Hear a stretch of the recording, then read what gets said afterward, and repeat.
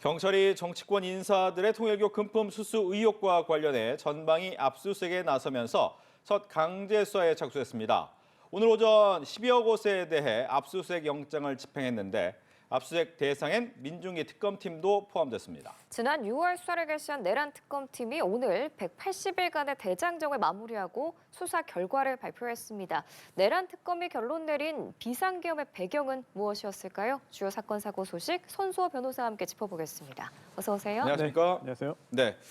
먼저 통일교 이야기부터 할게요. 경찰이 전방위 압수수색에 들어갔습니다. 근데 천정궁 이제 본교라고 하죠. 그리고 서울본부 이 두 군데가 이제 압수수색 대상에 올랐는데 경찰이 압수수색을 통해서 얻고자 하는 건 뭡니까?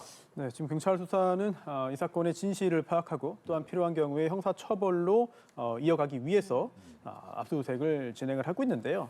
그런데 지금 문제가 되고 있는 것은 과연 몇몇 정치인들에게 통일교 측에서 부당한 금품을 제공했는가 여부를 확인하는 겁니다. 그렇다면 누가 누구에게 언제 얼마를 왜 어떠한 방법으로 제공하였는가 이 부분을 찾아야 되는 건데요. 수사의 초기로서 지금 이 압수수색을 통해서 단서를 포착하고 수사를 한 단계 더 진전시키기 위한 절차를 밟고 있다고 보시면 되겠는데요. 특히나 중요한 것은 이게 현금 또는 고가의 물품이잖아요. 그렇다면 현금은 당연히 그 현금 자체의 출처가 중요하겠고 또한 고가의 물품도 만약 실제로 구입해서 또는 입수해서 전달을 했다면 그거를 도대체 누가 언제 어떠한 돈으로 마련했는가 여부도 파악을 해야 됩니다. 수사의 초기 단계가 되겠죠. 그런데 그렇다면 과연 어디에 있던 누구의 돈으로 이런 것들을 준비하는 것을 찾아야 됩니다.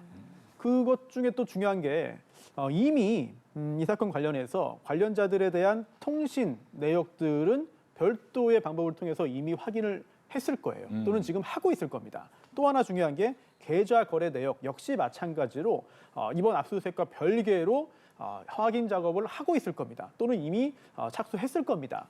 근데 여기 그것만으로 확인할 수 없는 경우가 있어요. 즉 통신도 최소화하거나 아니면 하지 않거나 또는 계좌 거래를 하지 않고 현금을 주고받고 다른 사람 명의로 몰래 했다면 이거는 정상적인 어떤 수사로는 다 확인이 안 되기 때문에 이번에 그 통일교 천정궁과 서울 본부를 압수수색함으로써 이런 부분들 금전과 관련된 부분들을 찾기 위한 그런 시도를 하는 것으로 보이고요. 특히 이런 유사한 사건들을 업무를 좀 하다 보면은 이 단체 또는 조직, 기업 내에서 보고서가 작성되는 경우도 있습니다.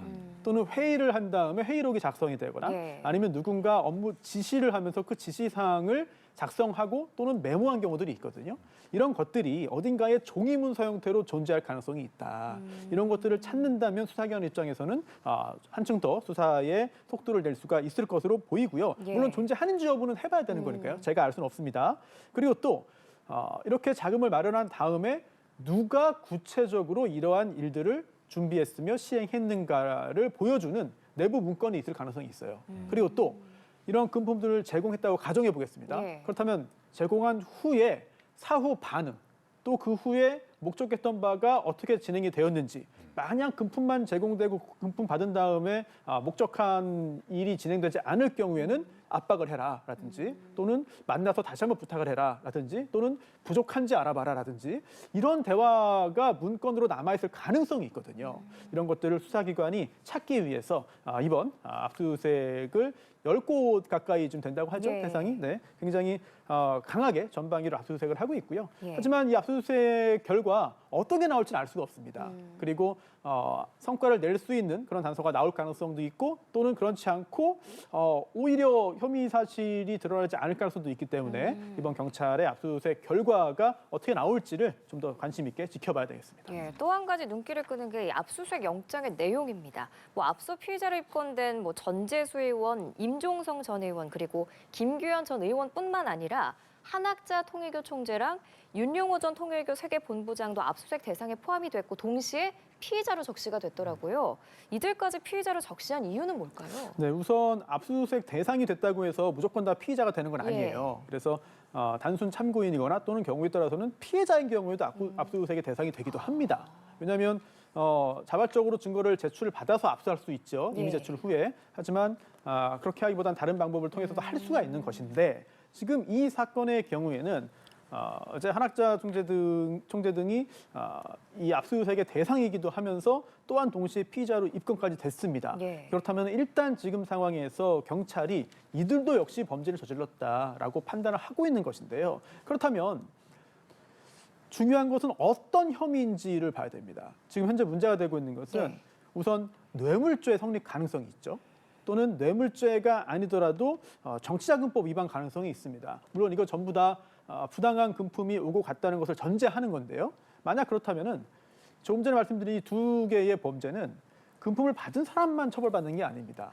이걸 제공한 사람까지도 범죄이거든요. 범죄가 이걸 제공한 사람도 이 범죄를 범한 것이기 때문에 준 사람, 받은 사람 전부 다 피의자로 입건이 될 형태고요. 하지만 누차 말씀드립니다만 정말 금품이 오갔는지 그리고 그 금품이 오간 것이 우리 법상 범죄인지 그러한 범죄 사실을 증명할 만한 증거가 충분히 확보되는지 여부는 수사 초기이기 때문에 아직은 단정할 수 없겠고요. 경찰의 수사가 어느 정도 성과를 낼지를 지켜봐야 되겠습니다. 예, 특히 한 총재랑 윤 전 본부장 같은 경우에는 수감돼 있는 구치소에 대해서도 압수수색에 착수했는데 구치소 압수수색이 어떤 식으로 진행이 되고 네. 애초에 구치소 안에 뭐 들고 들어갈 수 있는 게 있는 건가요?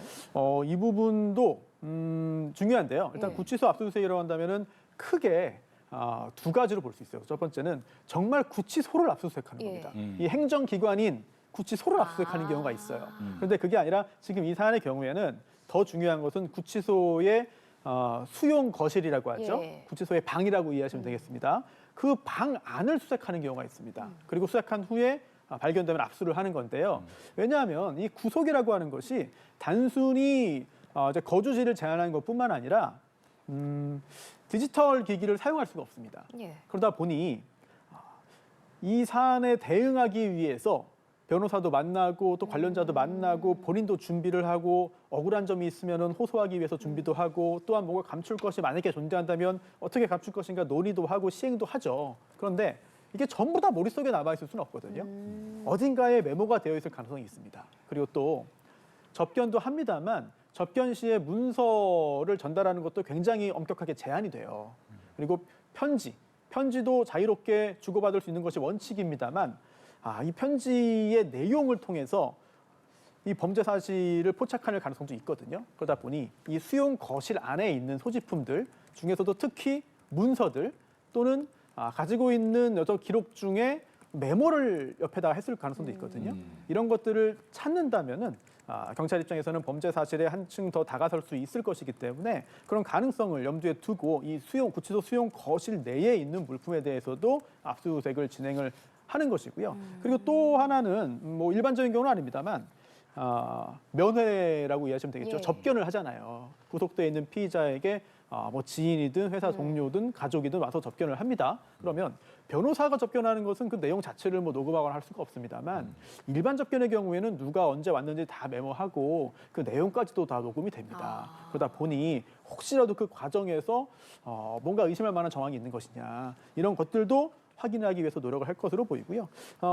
구치소 내의 수용 거실에 대한 압수수색은 그 절차를 통해서 범죄 사실을 증명할 수 있는 증거를 확보할 가능성도 물론 있고요. 거기에 더해서 이 피의자를 굉장히 압박할 수 있습니다.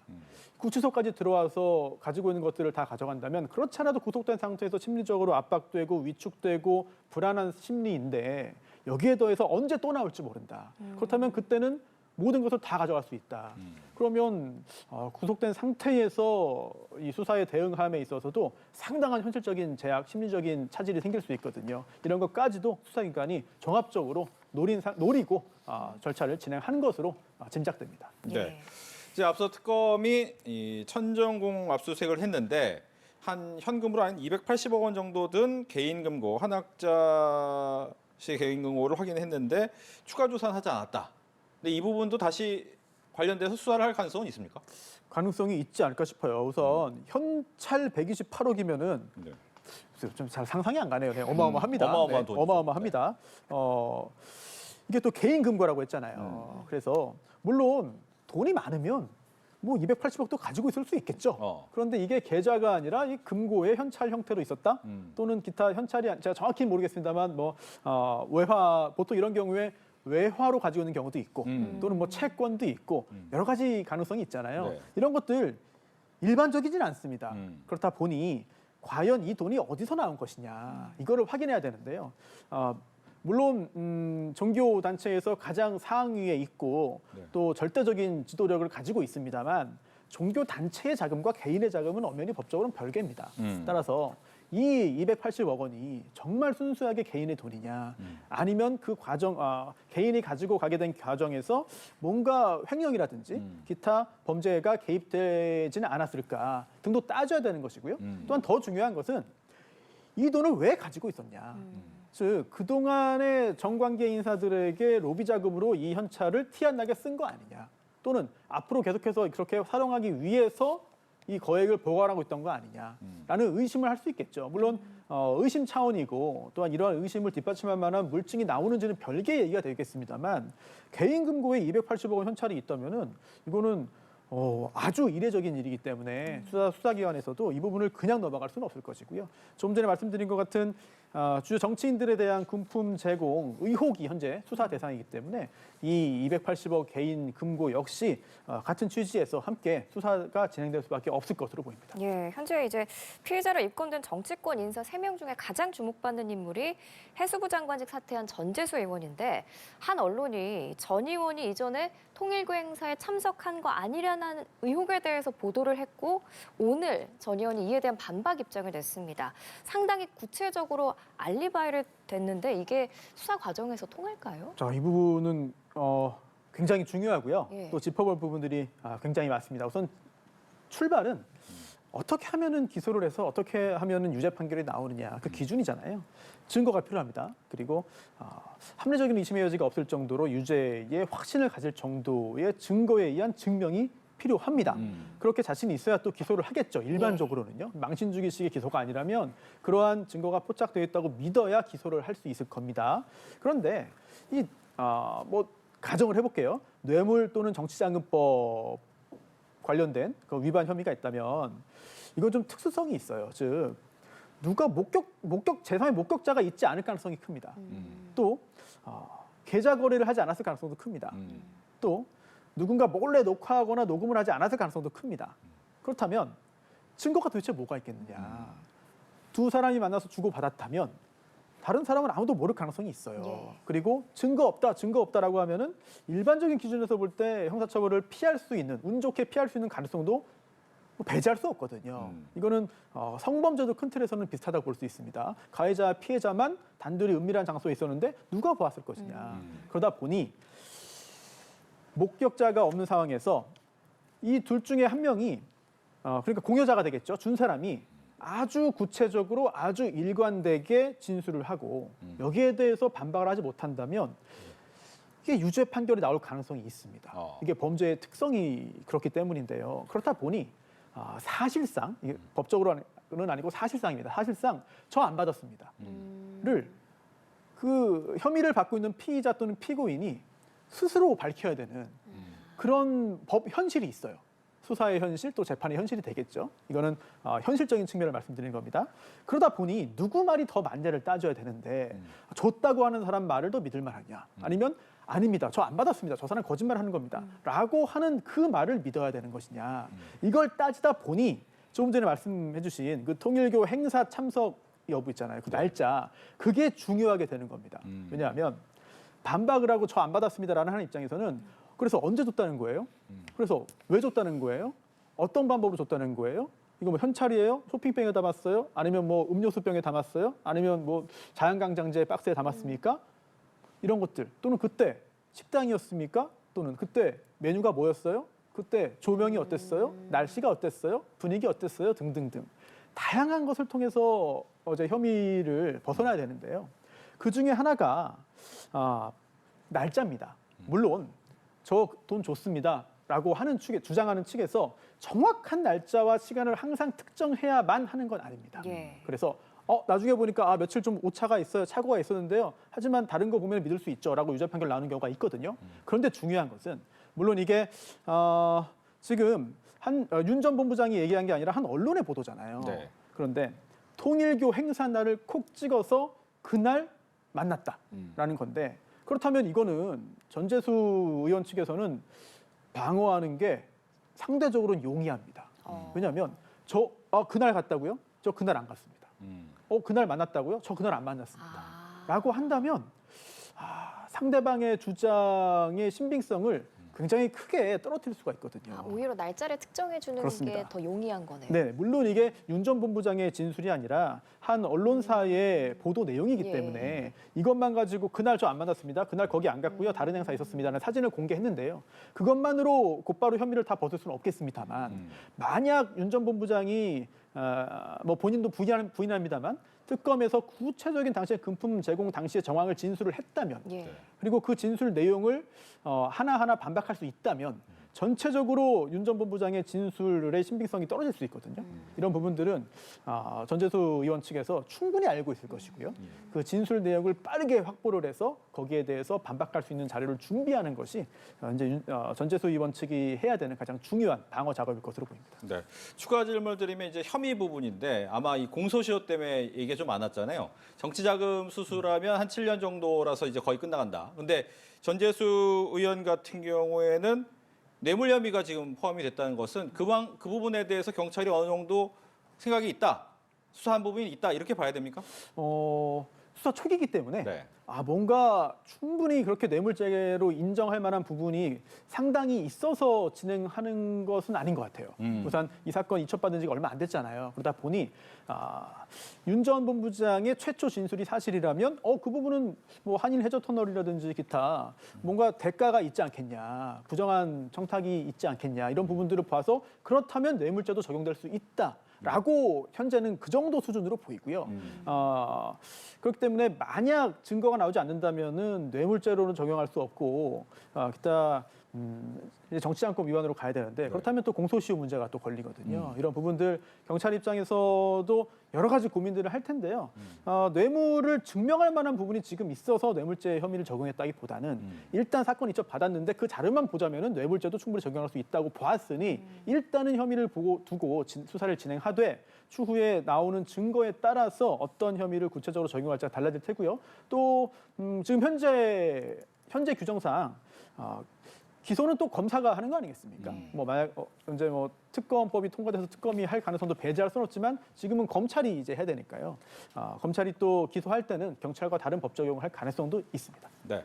앞서 저희가 이야기하는 것이 이제 날짜 특정한 언론사에 보도를 하면서 그 부분이 이 윤 전 본부장의 진술에 신빙성을 흐트릴 수 있다. 이 부분이 가장 중요한 쟁점이다라고 했는데 결과적으로 윤 전 본부장 같은 경우에는 앞서서 뭐 마치 인원 명단 얘기할 것처럼 하다가 막상 또 얘기하지 않고 이런 부분에 대해서 논란이 좀 있단 말이죠. 이거는 신빙성을 좀 떨어뜨릴 만한 부분입니까? 아니면 전략으로 봐야 됩니까?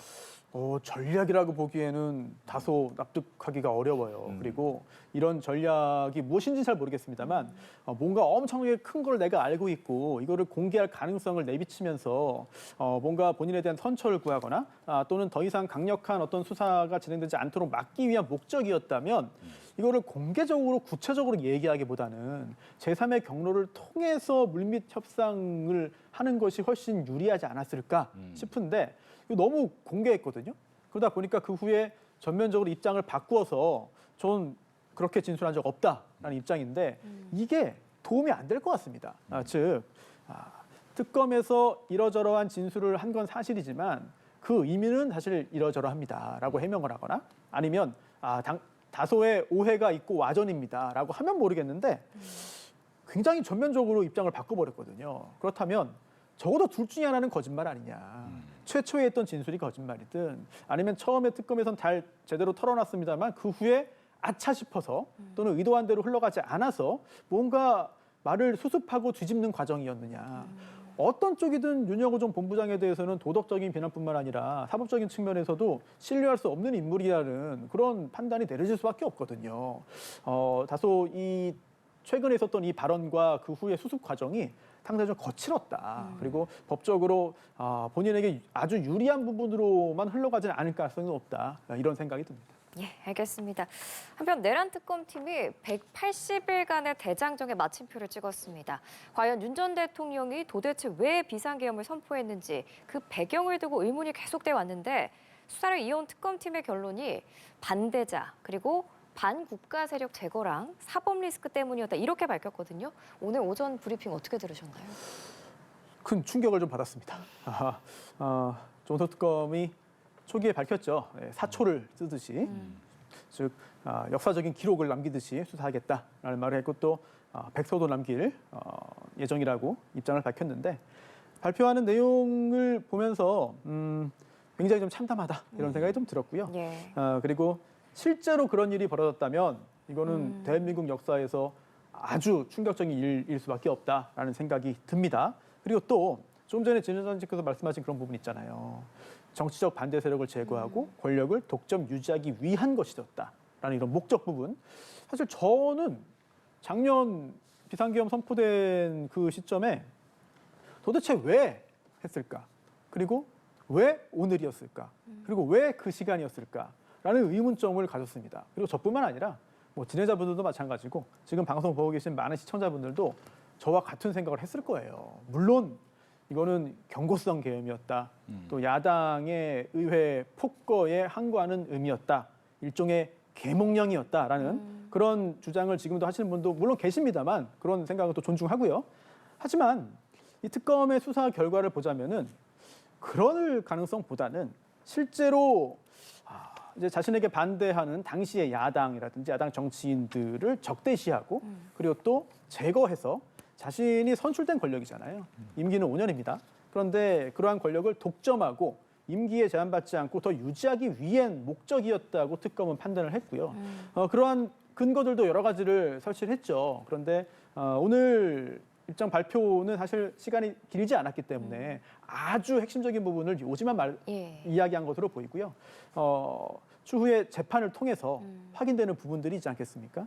이번 사건의 판결문 자체가 유죄 무죄를 떠나서 이 사실관계의 확정 부분들이 전 국민이 한번 좀 꼼꼼하게 읽어봐야 하는 그런 판결문이 될 것으로 보이고요. 그런 차원에서 오늘의 이 조은석 특검의 수사 결과 발표는 예고편 중에서도 예고편, 중에서도 예고편이 아닌가 그런 생각이 듭니다. 근데 이 조사 결과에 김건희 씨가 계엄에 관여한 정황은 확인하지 못한 것으로 알려졌다라고 했는데 그럼 김 씨는 계엄 과정을 아예 몰랐다 이렇게 보면 되는 걸까요? 현재로서는 그렇게 보는 것이 맞겠습니다. 물론 김건희 씨에 대해서 지금 현재 별도의 특검도 있고요. 예. 그리고 또 여러 가지 혐의로 재판이 진행되고 있고 또 재판 과정에서 그동안 내놓았던 진술들이 물증이 제공될 경우에 제시될 경우에 하나씩 인정하면서 도대체 왜 저럴까라는 생각을 하게 만드는 측면도 있습니다만 예. 적어도 이 비상계엄 선포 과정에서 함께 논의를 했거나 또는 비상계엄 선포와 관련해서 어떤 특정한 역할을 했거나 또는 미리 알고 있었거나 이런 단서들은 특검이 발견하지 못했다라고 입장을 밝혔습니다. 그런데 이게요. 또 이 비상계엄 선포를 도대체 왜 했느냐는 그런 의문과 또 연결이 됩니다. 당시 1년 전으로 돌아가 보면요. 김건희 영부인 김건희 씨가 여러 가지 법적인 곤란에 처해 있기 때문에 이걸 막기 위해서 한 예. 것이다. 명태균 리스크 때문에 게이트 때문에 한 것이다. 또는 도이치 주가 조작 사건 수사 막기 위해서 한 것이다. 등등 여러 가지 이야기들이 있었죠. 그리고 또한 오늘도 조은석 특검도 그런 이야기를 일부 하긴 했습니다. 윤석열 전 대통령 부부의 사법 리스크도 이 비상계엄 선포의 동기 중에 하나다라는 발언을 했습니다만 사실 그렇기 때문에 김건희 씨도 알고 있지 않았을까? 또는 김건희 씨가 부탁을 하지 않았을까? 또는 함께 준비하지 않았을까? 등등의 의혹들은 제기됐습니다. 예. 하지만 적어도 이 특검의 오늘 결과에 따르면은 계엄의 동기에는 영향을 주었을지 몰라도 존재할지 몰라도 이 비상계엄을 선포함에 있어서 한 역할은 없다. 일단 이렇게 현재까지는 내용이 정리됐습니다. 네. 뭐 여러 가지 의문되는 부분이 있었는데 특히나 이 계엄 선포 이미 23년 10월에 계엄을 준비했다라는 이야기도 나왔잖아요. 근거가 뭐였습니까? 네. 이거 역시 참 미스터리였죠. 예. 아니 갑자기 왜 이날 했을까? 왜 또 그 시간에 했을까? 그러다 보니까 이거 충동적으로 한 거 아니냐라든지 또는 야 이거 정말 다소 좀 음주에 의해서 한 거 아니냐라는 그런 어떤 참 지금 보면은 참 맥 빠진 그런 이야기인데 그런 이야기도 나왔을 정도였습니다. 그런데 조은석 특검은 그건 아니라고 봤어요. 즉 어찌 보면 국민 입장에서는 더 충격적이고 더 가슴이 아픈 일인데 이미 상당 시간 전부터 예. 준비를 했다라고 본 거죠. 즉 2022년 11월 만찬장에서부터 비상대권을 언급을 했고 나에게 비상대권이 있다. 내가 뭐 다 싹 쓸어버릴 것이다. 이런 발언들을 했다고 하죠. 그리고 또 그 후에도 관련된 언급들이 쭉 이어지다가 구체적으로 계엄을 준비한 것은 2023년 10월 경이다라고 이야기했는데요. 그 판단의 이유는 바로 군 인사입니다. 그 전까지는 다소 추상적인 부분에서 염두에 두고 있었을지 몰라도 이 2023년 10월 그러니까 비상계엄 선포하기 한 13, 4개월 전이죠. 이때 이 비상계엄 선포에 있어서 본인과 뜻을 함께하고 또한 본인이 지시할 경우에 함께 역할을 수행할 수 있는 주요 군 인사들을 핵심 보직으로 승진 발령하고 예. 그리고 다소 좀 의아한 그런 인사들이 많았거든요, 당시에. 이런 것들 자체가 비상계엄 선포를 본격적으로 준비한 것이다라고 특검은 해석을 했습니다. 물론 이러한 사실관계라든지 주장 자체도 특검의 수사 결과이기 때문에 법원에서 객관적으로 인정이 될지는 사실 아직은 알 수 없어요. 하지만 특검은 이제 180일간의 수사 결과 우리 국민들이 굉장히 궁금해하고 참 의아해했던 이 부분들 비상계엄 선포의 동기와 목적 그리고 또 언제부터 왜 어떻게 이렇게 준비했는지에 대해서 이렇게 입장을 수사 결과를 발표했습니다. 그리고 또 한 가지 왜 하필 그러면 12월 3일일까 이 부분에 대해서 내란 특검의 판단이 미국의 개입을 차단하기 위해서 이날로 택했다 이런 결론을 내렸더라고요. 이건 어떤 네. 내용인가요? 저도 이거는 전혀 상상을 못했습니다. 예. 그래서 12월 3일 도대체 무슨 날일까 하도 이상하다 보니까 또 일각에서는 이거 역시 뭐 무속이랑 관련된 거 아니냐라는 얘기 나왔는데 오늘 또 특검은 무속과는 관련 없다 예. 이런 이야기도 했죠. 그러면서 12월 3일이 미국 대통령 선거가 치러진 지 직후입니다. 맞습니다. 그러다 보니 미국이 좀 새로운 대통령 당선 이후에 아무래도 좀 정돈이 되기 전이고 그러다 보니 아주 신속하게 한국 내에 이런 상황이 좀 여러 가지 변화에 있어서 대응하지 못할 것이다. 미국의 개입을 좀 차단해보자라는 목적에서 이날을 택했을 것이다라고 특검이 수사 결과를 발표했는데 이거 역시 법원의 판단이 좀 필요해 보이긴 해요. 물론 이거 자체가 법원이 판단을 해야 되는 건 아닙니다만 너무나 중요한 일이고 그리고 또 내란 여부까지 판단을 해야 되기 때문에 이것까지도 판결문에 담길 것으로 보이고요. 과거에도 뭐 이런 신군부의 정권 탈취 과정에서도 이러한 유사한 일이 있지 않았냐 이런 언급도 했었고요. 또 당시로 돌아가 보면은 바이든 대통령이 다시 출마하지 않았거든요.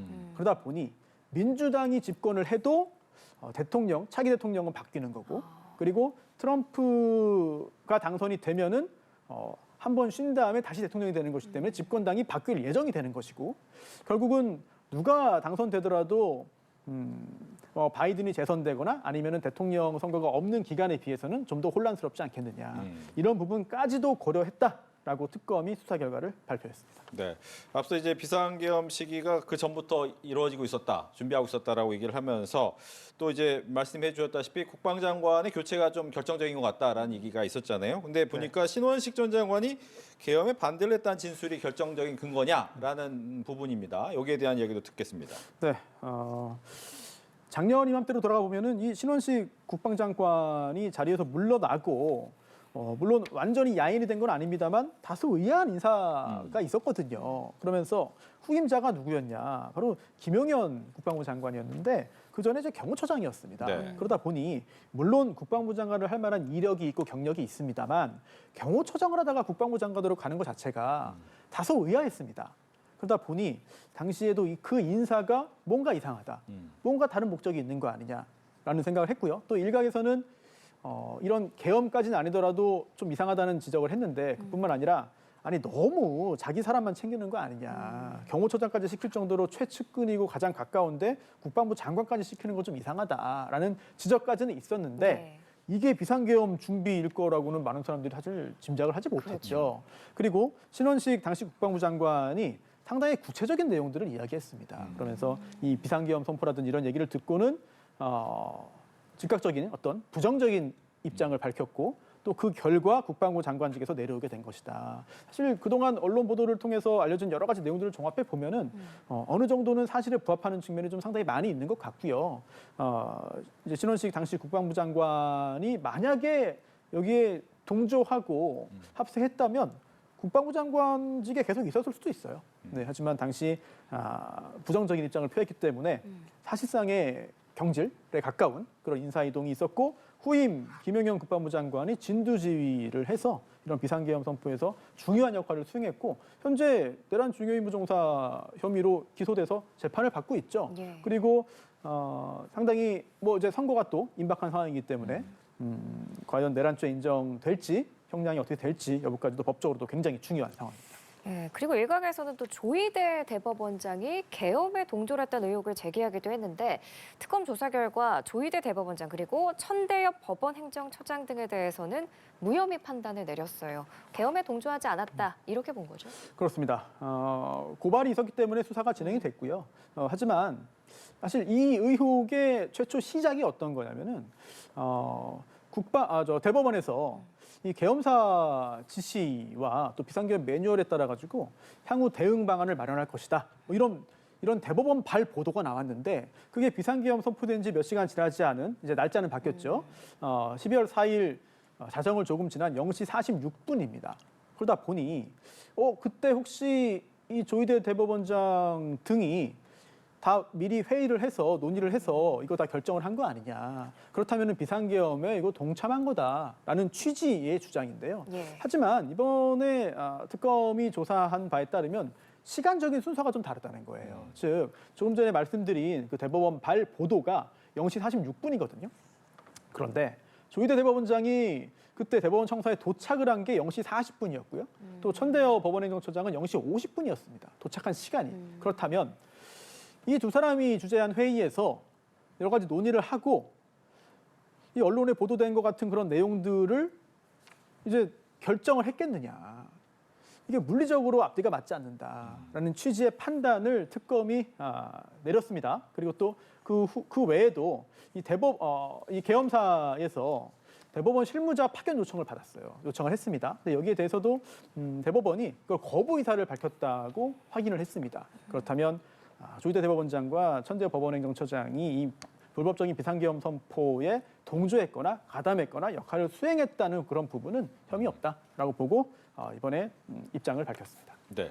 또 계엄 선포 당일에 대검과 국정원이 선거관리위원회로 출동했다는 의혹이 있었는데 여기에 대해서도 사실 아니다라고 판단했죠. 그렇습니다. 이거는 당시에 포렌식 수사관들이 뭐 출동했다. 그래서 거기에서 여러 가지 디지털 정보들을 좀 수집하자고 한 거 아니냐라는 의혹이 있었죠. 그런데 이거는 다 확인을 해봤습니다. 그래서 이 수사관들 전원 통신 내역 조사해본 휴대전화기가 켜져 있으면 어느 기지국과 연결되어 있는지 다 확인 가능하거든요. 그런데 이게 선관위, 중앙선관위 이 근처에 있지 않았다. 이 과천 중앙선관위 근처에 있지 않았다. 대기하지 않았다라는 부분들이 확인이 됐고 또 이와 관련해서 연락 주고받은 사실도 없다라는 부분들이거든요. 이 과학적인 어떤 수사에 의해서 증거가 확인된 것이기 때문에 이 부분 역시 사실이 아니다라고 특검이 수사했습니다. 예, 내란 특검이 이제 그동안 고소고발 45건을 비롯해서 총 249건의 사건을 접수받아 수사를 진행했는데 이 중 34건이 경찰청 국가수사본부에 이첩하기로 했거든요. 그럼 이제 이첩한 사건은 어떤 방식으로 조사가 진행이 되는 건가요? 사실 특별검사라는 게 정말 특별한 검사잖아요. 그래서 국회에서 법으로 만들어서 그런 자격을 주고 지위를 준 건데요. 그렇다면은 그런 특별검사의 수사 기한이 다 끝나기 때문에 수사를 이어나갈 수는 없습니다. 하지만 그동안 진행하던 수사 또는 시작하던 수사 이런 부분들은 우리 법이 두고 있는 일반적인 통상적인 수사기관으로 보낸 거죠. 이건 특검법에 그런 규정들이 나와 있습니다. 네. 그래서 국가수사본부에서 이걸 받아서 수사를 진행하게 되는데 특별하진 않아요. 이 사안 자체가 굉장히 중대한 사안이고 그리고 이 수사 결과에 따라서 엄청난 일이 벌어질 수 있겠습니다만 수사기관, 수사 절차, 수사 방법 등은 일반적인 사건과 이제 다르지 않게 되는 것이죠. 또 중요한 것은 특검은 열심히 수사하고 경찰은 열심히 수사하지 않을 것이다. 이렇게 볼 수도 없습니다. 또 어찌 보면은 물론 특검이 180일 동안 정말 열심히 수사해서 많은 성과도 냈고 물론 유죄 판결을 받을 가능성 뭐 상당히 높아 보입니다만 촉박해요. 그러다 보니 다 마무리하지 못한 부분들이 있거든요. 이런 것들은 수사기관의 제한 없이 경찰에서 받아서 진행을 하면은 아무것도 없는 상태에서 헤쳐나간 특검에 비해서 이미 여러 가지 자료들도 있고 또 앞으로 수사함에 있어서는 유죄 판결 나오는 건들도 종종 이제 속속 나올 거거든요. 이런 것들에 기반해서 수사를 한다면 경찰 역시 상당한 성과를 낼 수 있다라는 생각이 들고요. 다만 이런 부분이 있습니다. 정말 중대하고 정말 긴급하고 정말 아주 굵직한 그런 피의자들은 이미 수사를 다 많이 했어요.